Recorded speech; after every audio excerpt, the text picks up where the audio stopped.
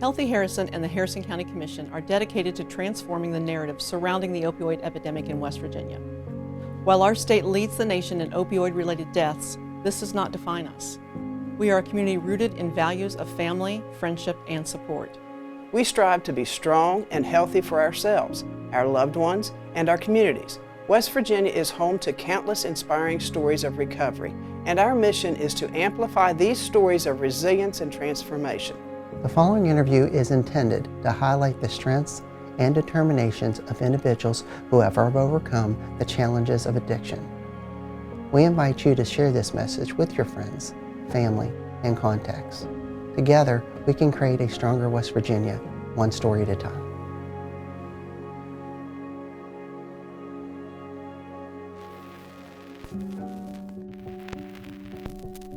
My name's Angie Knight. I live in Nutter Fort, West Virginia.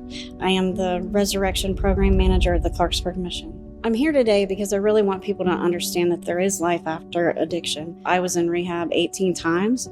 I've been kicked out of rehab every single time, and society would tell you that I'm a failure. But I wasn't a failure. Seeds were planted, and when I was ready, I knew where to go and what to do.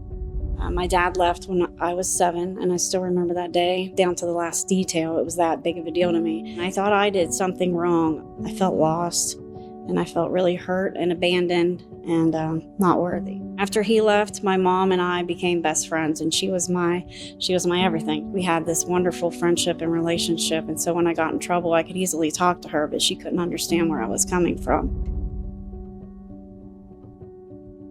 13, I tried Jack Daniels and Coke. That was my first drink. I was in junior high. At 13, I kind of got rebellious, started acting up, skipping classes, smoking in the girls' room. And then I started smoking pot and doing cocaine and acid. And it just kind of continued on from there. I wasn't trying to escape anything per se. I just wanted to have fun, and I wanted people to let me do what I wanted to do. And that's what I thought I wanted to do. Well, I wanted to feel like that all the time. I didn't have self-doubt or my low self-esteem. I felt like I belonged. And that's what I've been searching for my whole life. And I looked for that from my dad, and I didn't get it.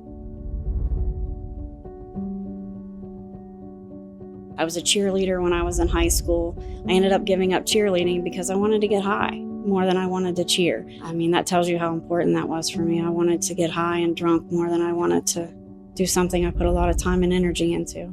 And then I think I was 23 or 24, my grandfather died, and I was really devastated because he was like the father figure in my life.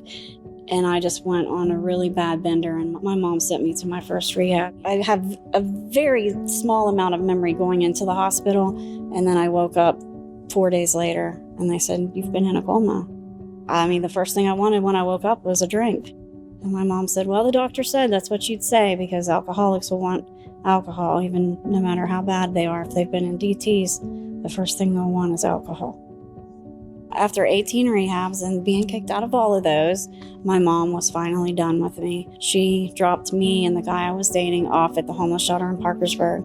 She drove off with my kids, and she turned her back on me. And I was devastated. My whole world was in that car, and the only person that had ever been there for me walked away. One night I was partying up here in Clarksburg, and it was a really bad night, and the guy I was partying with threw me out of his trailer, and he ran me over with a car and then just left me there. So I ran to the neighbor's house, and she said, "I'm going to take you to the Clarksburg Mission," and I'd never heard of this mission. And so I came down there, and I had this tire track up my back, and I didn't have socks or shoes on or nothing like that, and they actually gave me clothes. And I remembered that about the Clarksburg Mission. They were very kind to me, and they gave me food and shelter, and they gave me socks and shoes and a jacket, and they were just really, really good to me. I had no idea that that would end up being my safe haven for so many years. We were residents at the mission for 5 different times. Each time we did really well while we were there, but the minute we left, everything fell apart. Then one day my mom called. She said my son got in trouble with some weed at school, and she was inviting me to come to Florida. They had moved to Florida. And so we went down there, and I didn't know where I fit in. Like, all these years had passed. To me, they're still little kids, and they're not. I've missed so much. Then one day I was sitting at home at my mom's house, and I was shooting up, and my son walked in, and he saw the needle in my arm, and he grabbed that needle from me and broke it and threw it out into the yard. And I screamed at him. I was so angry. And I woke up the next morning, and I just was so ashamed with that, because My son's trying to save my life. This was supposed to be my second chance, and I am screwing it up royally. I'd been in Florida for 2 years, and I called the mission, and they answered, and I was a little intoxicated, and they still talked to me, and they said, Angie, it's time to come home. It's time to put the drugs away. They saved the bed for me, so I went upstairs to the women's dorm. I had the worst DTs ever. They did a prayer circle around me, and they prayed that the pain would be great enough that I would never forget it, but not so great that it would kill me. So yeah, like that kind of made me turn my life around. I had one relapse from that.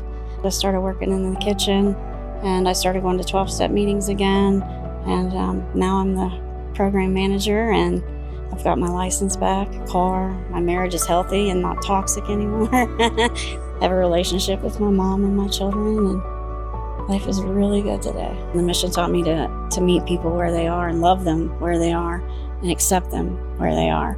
And that was always a really big deal. I always wanted to expect people to do better and do more, and it's really been beneficial for me just to accept them where they're at. So I'd say it's never too late. I didn't think I could do any of these things. And recovery has taught me absolutely anything is possible as long as I'm willing to do the next right thing and trust in God. Like God has a purpose and a plan. And if you stick around long enough, you can't help but see it. A lot of people that are addicted are lost, or they have mental health issues that are not being addressed and can't be addressed, And a lot of people just brush them off, and that's not the answer. It doesn't have to be these grand gestures. It just has to be a connection and let them know that when they're ready, I'm ready for you, and I love you just as you are. Absolutely anyone can change. Everybody told me I would never make it. We just want to help whoever's ready to make a difference in their life.